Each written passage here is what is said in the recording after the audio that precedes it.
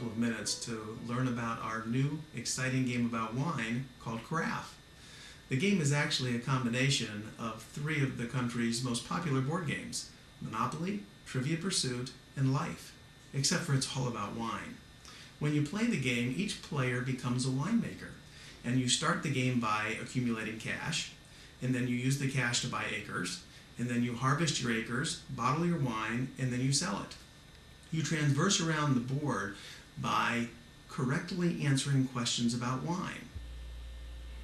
We divided up the questions into two different categories: sippers for those who don't know much about wine today, and connoisseurs for those who have an extended knowledge of wine. That way, the game is kind of handicapped like golf, so people of different levels of knowledge of wine can compete against each other and have a competitive game. One of the other fun parts of the game is that it includes a lot of wine taste tests. In fact, 25% of the questions are wine taste tests instead of a regular question.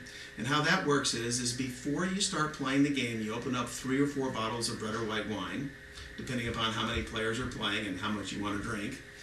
And then each of you playing will examine the wine that you've opened, taste a little bit, smell it, maybe make some notes so that you can distinguish later on between the different wines.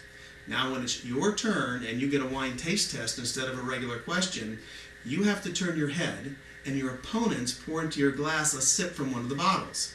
The key is at that point is that you have to smell and taste that and determine which bottle that wine came from. The good news is that by the end of the game, everybody's going to have more knowledge about wine.